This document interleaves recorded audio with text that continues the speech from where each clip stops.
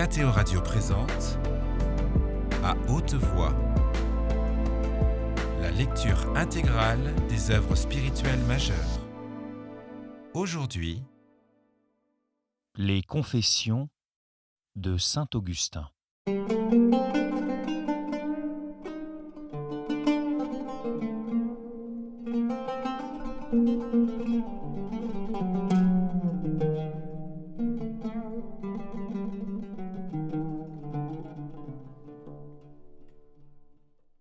Chapitre 8.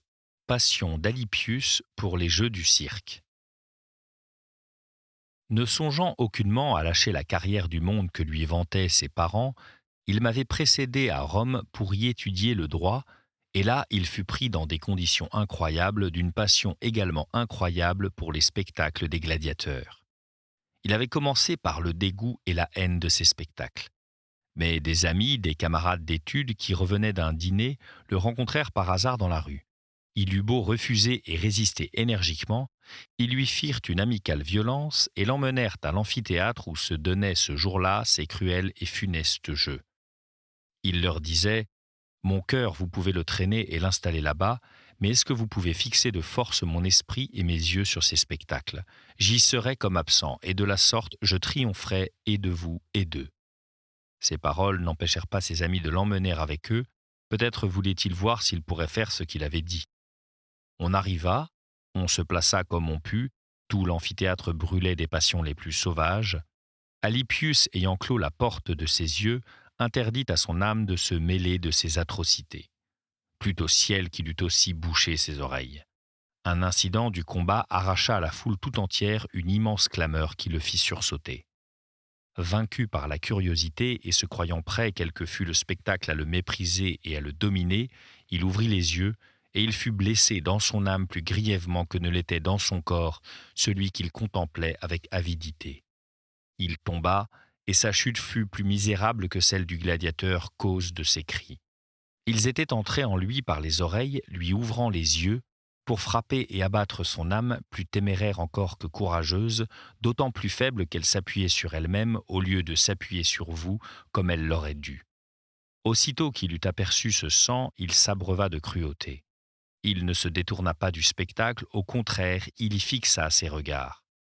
Il en savourait à son insu la fureur, ravi par ces luttes criminelles, ivre de sanglante volupté.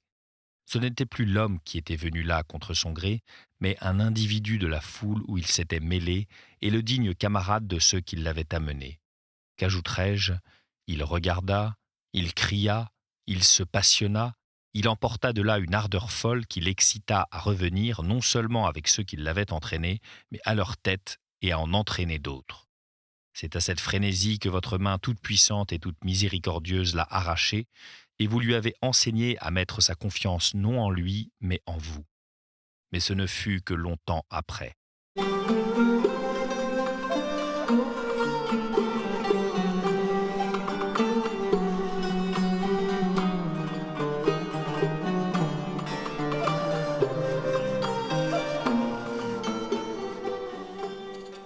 Chapitre 9. Une mésaventure d'Alypius. Cependant, cette aventure demeurait dans sa mémoire comme un remède pour l'avenir. Ce fut le cas aussi d'une autre qui se produisit lorsqu'il était encore étudiant à Carthage et suivait mes cours. C'était le milieu de la journée, il méditait sur le forum une de ces déclamations où s'exercent les étudiants. C'est alors que vous permîtes qu'il fût arrêté comme voleur par les gardiens du forum. Vous ne le permîtes, je crois, que parce que vous vouliez, mon Dieu, que cet homme destiné à être un jour si grand commença dès lors à comprendre qu'ayant à connaître d'une affaire, un homme ne doit pas condamner un homme à la légèreté et avec une téméraire crédulité. Il se promenait donc devant le tribunal, seul, avec ses tablettes et son stylet, quand un jeune homme, quelque étudiant, le voleur véritable, celui-là, porteur d'une hache clandestine, s'attaqua à l'insu d'Alypius à la balustrade de plomb qui fait saillie au-dessus de la rue des Banquiers et se mit à découper le plomb. Au bruit de la hache, les banquiers d'en dessous grommelèrent et dépêchèrent des gens pour appréhender le malfaiteur s'ils le trouvaient. Celui-ci entendit leur voix et se sauva en laissant son outil de peur d'être pris avec lui. Or, Alypius, qui ne l'avait pas vu entrer, le vit sortir et fuir prestement. Voulant en savoir la raison, il entra dans le local quitté par le fuyard et y trouva la hache. Debout et plein d'étonnement, il était en train de l'examiner. Mais voici que les émissaires des banquiers survenant le trouvent seul et dans la main la hache dont le bruit avait éveillé l'attention et provoqué leur venue. Ils le saisissent, l'entraînent et devant les habitants du forum attroupés se vantent d'avoir pris le voleur en flagrant délit. Et déjà, ils l'emmenaient pour le remettre à la justice. Mais la leçon ne devait pas être poussée plus loin. Aussitôt, Seigneur, vous vînt au secours de l'innocence dont vous étiez le seul témoin. Comme on conduisait Alypius à la prison et au supplice, on rencontra un architecte, l'architecte en chef des monuments publics. Nos gens se réjouissent de cette rencontre car ils étaient soupçonnés par ce personnage de voler les objets qui disparaissaient du forum. Ils connaîtraient enfin l'auteur de ces vols. Mais l'homme avait vu souvent Alypius dans la maison d'un sénateur à qui il rendait de fréquentes visites. Il le reconnut, lui prit la main et l'ayant amené à l'écart, loin de la foule, lui demanda la cause d'un si fâcheux incident. Quand il sut ce qui s'était passé, il commanda à tous les gens qui étaient là menant grand bruit, grondant et menaçant, de le suivre. Ils arrivèrent à la maison du jeune homme qui avait commis le vol. Un jeune esclave se tenait devant la porte, trop petit pour craindre de compromettre son maître. Il pourrait facilement tout révéler. Il l'avait suivi en effet au forum. Alypius le reconnut et le déclara à l'architecte. Celui-ci montra la hache au garçon et lui demandant à qui elle appartenait, « À nous », dit aussitôt le garçon. Alors on l'interrogea et il avoua tout le reste. Ainsi les poursuites furent reportées sur cette maison à la confusion de la foule qui commençait à triompher d'Alypius. Le futur dispensateur de votre parole, qui devait juger tant d'affaires dans votre Église, sortit de cette aventure avec une expérience et une sagesse accrues.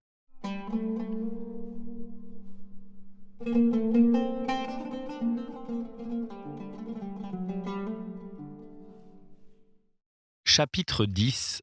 Intégrité d'Alypius, Nébridius perplexe comme ses amis.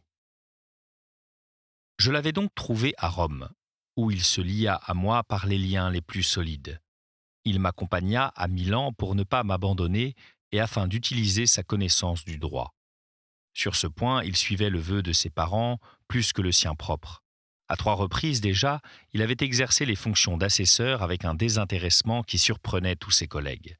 Ce qui le surprenait davantage, lui, c'était que des juges préférassent l'or à la probité. Son caractère fut mis à l'épreuve non seulement des attraits de la cupidité, mais aussi de l'aiguillon de la peur. Il était à Rome assesseur du comte chargé des finances de l'Italie. À cette époque, il y avait un sénateur très puissant qui s'était attaché par ses bienfaits ou tenait par la terreur une foule de gens. À l'exemple des puissants de son espèce, il voulut se permettre je ne sais quoi que la loi ne permettait pas. Alypius s'y opposa. On lui promit une récompense, il en rit. On eut recours aux menaces, il les foula aux pieds, faisant l'admiration de tous par la rare qualité de son âme, qui ne souhaitait l'amitié ni ne craignait l'inimitié d'un personnage si influent, bien connu pour ses innombrables moyens de rendre service ou de nuire.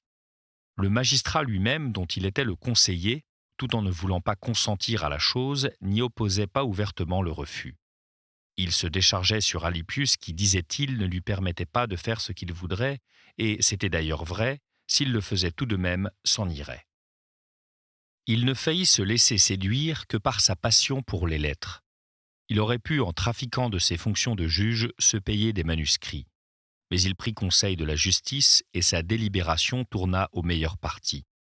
Il tint pour plus précieuse l'équité, qui lui interdisait de se laisser corrompre, que la puissance qui lui en donnait le moyen. C'était peu de choses, mais celui qui est fidèle dans les petites choses l'est aussi dans les grandes. Et ce ne sont pas de vaines paroles qui sont sorties de la bouche de votre vérité. Si vous n'avez pas été fidèle dans les richesses injustes, qui vous confiera les véritables? Et si vous n'avez pas été fidèle en ce qui était du bien d'autrui, qui vous donnera celui qui vous appartient? Tel était l'ami qui était si étroitement attaché à moi et qui partageait mes perplexités sur le genre de vie que nous devions choisir. Nébridius avait, lui aussi, quitté sa patrie voisine de Carthage et Carthage même où il venait très souvent. Il avait quitté sa maison et sa mère qui ne voulaient pas le suivre, il n'était venu à Milan que pour vivre avec moi dans la recherche passionnée de la vérité et de la sagesse. Comme moi, il soupirait, comme moi, il hésitait, ardente à la poursuite de la vie bienheureuse et sachant creuser avec la plus grande pénétration les problèmes les plus difficiles. Il y avait là 3 bouches affamées qui se soufflaient l'une dans l'autre leur famine, et tendues vers vous, attendaient que vous leur donniez leur nourriture en temps opportun. Dans l'amertume que laissaient après eux selon les vues de votre miséricorde les actes de notre vie profane, si nous cherchions à savoir pourquoi nous souffrions, nous rencontrions les ténèbres. Nous nous détournions en gémissant, et nous disions combien de temps cette disgrâce. Nous répétions bien souvent cette parole, et, tout en la disant, nous ne quittions pas cette existence parce que nous n'apercevions aucune certitude à quoi nous attacher si nous venions à la quitter.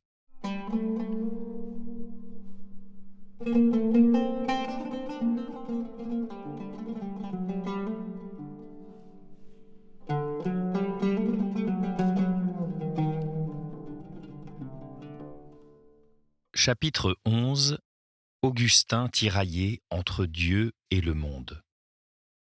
C'est avec stupeur que ma mémoire me représentait tout le temps écoulé depuis mes 19 ans, qui avait vu naître mon brûlant amour de la sagesse et ma résolution de laisser là, aussitôt que je l'aurais trouvé, toutes les espérances frivoles et les folies trompeuses des vaines passions. Et voici que j'avais 30 ans, et je restais empêtré dans la même boue, avide de jouir de l'heure présente qui me fuyait et où je me dispersais, tandis que je disais « Demain je trouverai, la vérité m'apparaîtra clairement, et je ne la laisserai pas échapper. Voici que Faustus va venir, il m'expliquera tout. Ô grands hommes de l'Académie, nous ne pouvons donc saisir aucune certitude pour la conduite de notre vie. Mais non, cherchons plus attentivement encore et ne désespérons pas. Voici que déjà, ce qui me paraissait absurde dans les livres de l'Église ne l'est plus pour moi. On peut l'entendre autrement et très correctement. J'arrêtais mes pas sur la position de mon enfance, celle où m'ont placé mes parents, jusqu'à ce que je découvre l'évidente vérité. Mais où la chercher? Quand la chercher? Ambroise est sans loisir pour m'entendre, moi pour lire. Les livres, où les chercher? Comment et quand me les procurer? À qui les emprunter? Réglons notre temps, distribuons nos heures pour le salut de notre âme. Une grande espérance est née, la foi catholique n'enseigne pas ce que je croyais, et mes accusations étaient sans fondement. Ceux qui en sont instruits tiennent pour un crime de croire que Dieu est limité par la forme d'un corps humain, et j'hésite à frapper afin que s'ouvre à moi ce qui m'est encore fermé. Mes élèves disposent des heures de ma matinée, quel usage fais-je des autres? Pourquoi ne pas les consacrer à cette enquête? Mais quand irai-je rendre mes devoirs à ces amis de marque dont le patronage est nécessaire? Quand préparerai-je les denrées que m'achètent les étudiants? Quand me reposerai-je? Quand donnerai-je du relâche à mon esprit tendu par les soucis? Ah, que tout cela périsse, laissons ces vanités, ces bagatelles, donnons-nous à la seule recherche de la vérité. La vie est misérable, l'heure de la mort est incertaine, que brusquement elle survienne, en quel état sortirai-je de ce monde? Et où apprendre ce que j'aurais négligé d'apprendre ici-bas? Ne devrais-je pas payer cette négligence d'une lourde peine? Mais quoi? Si la mort abolie termine tout souci en nous enlevant la conscience, donc cela aussi doit faire l'objet d'une recherche. Mais écartons cette pensée, ce n'est pas en vain, ce n'est pas pour rien que l'autorité de la foi chrétienne est levée si haut et répandue dans le monde entier. Jamais Dieu n'aurait fait pour nous des choses à ce point grandes et merveilleuses si le corps en mourant devait entraîner dans sa destruction la vie de l'âme. Pourquoi donc hésiter à quitter les espérances du siècle pour me donner tout entier à la recherche de Dieu et de la vie heureuse? Mais un instant encore. Les biens de ce monde sont aimables aussi, ils ont leur douceur qui n'est pas petite.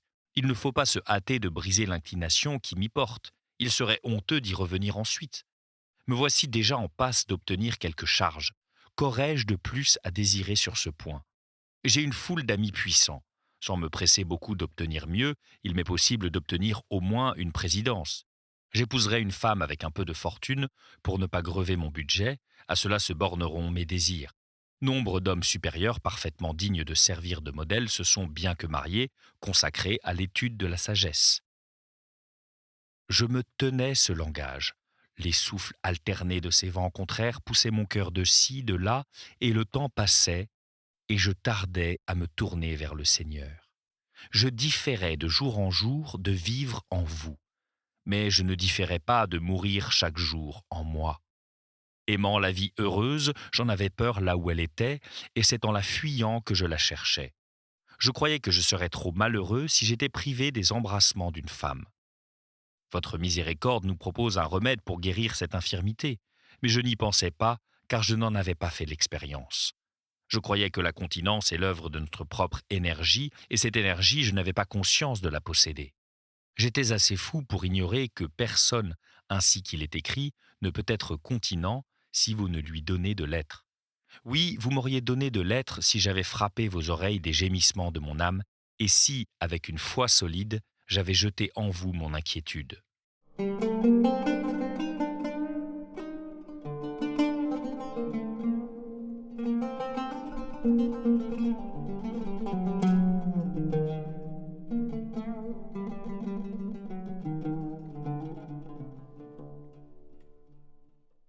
Chapitre 12. Il est tenté par le mariage. Alypius me déconseillait le mariage. Il ne cessait de me dire que si je prenais femme, nous ne pourrions d'aucune manière mener cette vie commune de loisirs sûrs, consacrée à l'amour de la sagesse, que depuis longtemps déjà nous désirions mener. Il était lui-même parfaitement chaste, ce qui étonnait car jeune adolescent, il avait fait l'expérience de l'amour. Mais il ne s'y était pas attaché. Il en avait plutôt éprouvé du regret et du mépris, et depuis il vivait dans une continence totale.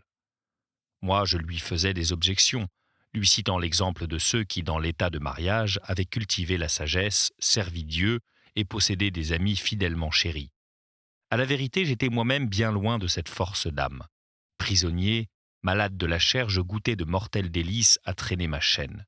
Je craignais qu'elle ne se brisât, et je repoussais les paroles de bons conseils qui heurtaient, pour ainsi dire, ma blessure, comme un blessé écarte la main d'un libérateur. Au surplus, j'étais l'instrument dont usait le serpent pour s'adresser à Alypius lui-même et pour l'enlacer. Par ma langue, il semait sur son chemin de doux pièges destinés à embarrasser ses pieds honnêtes et libres. Il s'étonnait qu'un homme dont il faisait un tel cas fût englué dans la volupté au point de lui affirmer, comme je le faisais toutes les fois que nous discutions entre nous de ce sujet, qu'il me serait tout à fait impossible de vivre dans le célibat. Pour me défendre contre son étonnement, je lui disais qu'il y avait une grande différence entre sa rapide et furtive expérience du plaisir, dont il se souvenait à peine, et qui lui était commode et facile de mépriser, et les agréments d'une liaison comme la mienne. Si le nom respectable du mariage venait à s'y ajouter, il ne devait pas s'étonner que je ne pusse pas mépriser cette vie-là.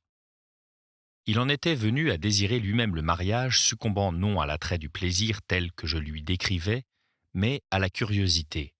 Il voulait savoir, disait-il, ce qu'était ce bien sans lequel ma vie, qui lui plaisait telle qu'elle, m'eût semblé moins une vie qu'un supplice.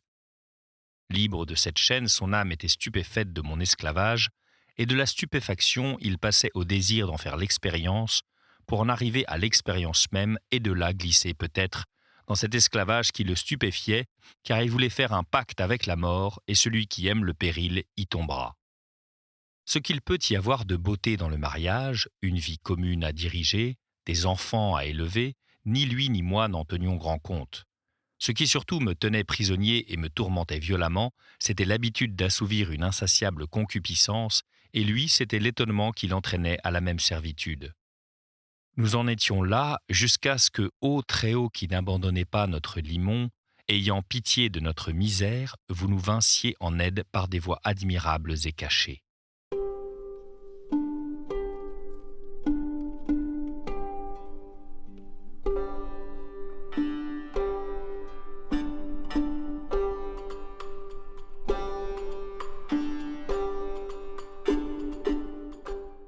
Chapitre 13. Il demande la main d'une jeune fille. On me pressait instamment de prendre femme. Déjà j'avais fait ma demande, déjà j'avais reçu une promesse. Ma mère avait donné à cette affaire tous ses soins dans la pensée qu'une fois mariée, je serais purifié par l'eau salutaire du baptême. Elle se réjouissait de me voir m'en approcher chaque jour davantage, et dans ma foi, elle distinguait l'accomplissement de ses vœux et de vos promesses. À ma prière et selon son propre désir, chaque jour elle vous suppliait avec un cri ardent du cœur de lui faire en songe quelques révélations sur mon mariage futur. Vous ne l'avez jamais voulu. Elle voyait de ces choses vaines, fantastiques, où tombe, entraîné par son élan, l'esprit humain quand il est préoccupé. Elle me les racontait, mais sans cette confiance qu'elle accordait ordinairement aux visions envoyées par vous, elle les méprisait. Elle disait qu'elle distinguait, à je ne sais quelle saveur ineffable, la différence entre vos révélations et les songes de son âme. Cependant, on poursuivait l'affaire, la jeune fille était demandée, il lui manquait 2 années pour être nubile, comme elle plaisait, on attendait.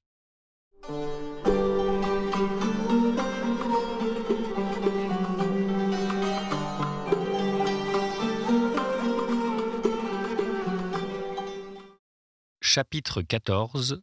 Augustin et ses amis font des projets de vie commune. Nous étions plusieurs amis qui détestions les turbulents soucis de la vie humaine.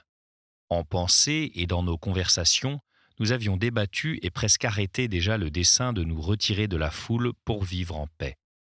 Voici comment nous entendions organiser cette calme existence.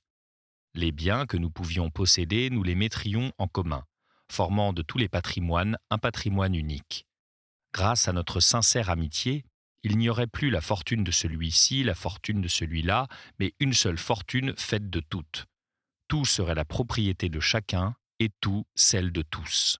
Nous croyons pouvoir être une dizaine à former ce groupement. Parmi nous se trouvaient des gens fort riches, surtout Romanianus, mon compatriote, que de graves embarras dans ses affaires avaient amené à la cour. C'était mon intime ami depuis l'enfance.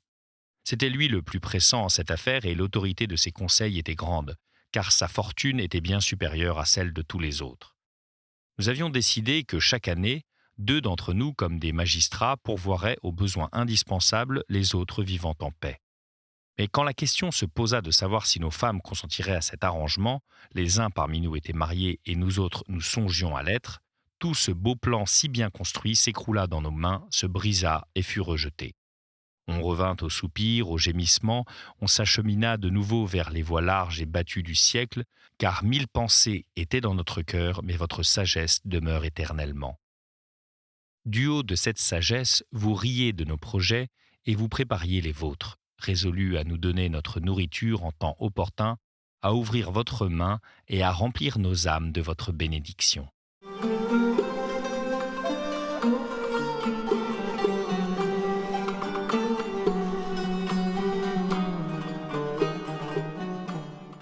Chapitre 15. Tyrannie de la chair. Cependant, mes péchés se multipliaient. Et quand on eut arraché de mon flanc comme un obstacle à mon mariage la femme qui était ma maîtresse, mon cœur où elle était attachée en fut blessé et déchiré et traîna longtemps sa plaie sanglante. Elle était retournée en Afrique en vous faisant le vœu de ne plus connaître désormais aucun homme et en me laissant le fils naturel qu'elle m'avait donné. Et moi, malheureux, incapable d'imiter une femme, impatient de cette attente de 2 années qu'il me fallait subir avant de recevoir de ses parents celle que je demandais, non point tant amoureux du mariage qu'esclave du désir, je me procurais une autre femme, une femme illégitime, pour nourrir et traîner en quelque sorte la maladie de mon âme, intacte et même aggravée sous la garde d'une persistante habitude, jusqu'au règne de l'épouse. Ainsi, elle ne guérissait pas la blessure que m'avait faite l'arrachement de ma précédente amie. Mais après de vives, de brûlantes douleurs, elle se gangrénait, et, moins ardent, mon mal en était encore plus désespéré.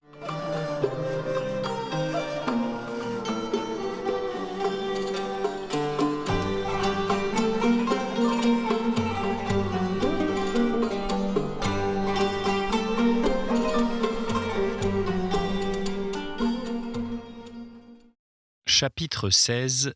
Dieu se rapproche. Louange à vous, gloire à vous, fontaine de miséricorde. Je devenais plus misérable, et vous vous rapprochiez de moi. Elle était là déjà, votre main qui allait m'arracher à la boue et m'en laver, et je ne le savais pas.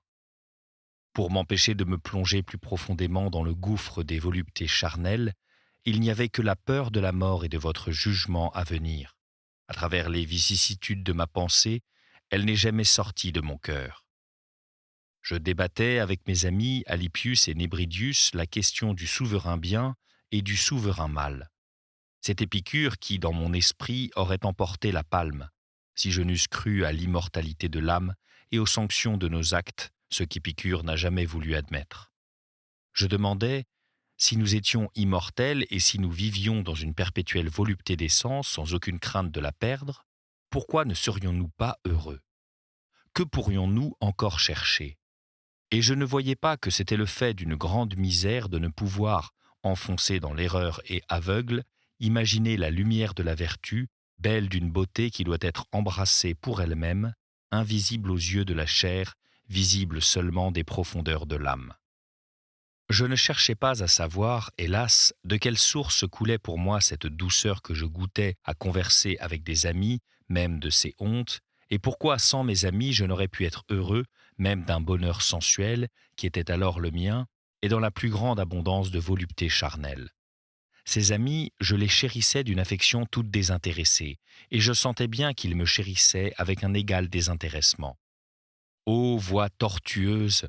Malheur à l'âme téméraire qui, en se retirant de vous, espérait trouver un sort meilleur. Elle se tourne et se retourne sur le dos, sur les flancs, sur le ventre, tout lui est dur, vous êtes son seul repos. Mais vous voici, et vous nous libérez de nos pitoyables erreurs, vous nous mettez dans votre voie, vous nous consolez en nous disant « Courez, je vous soutiendrai, je vous conduirai au terme et je vous porterai là-bas. »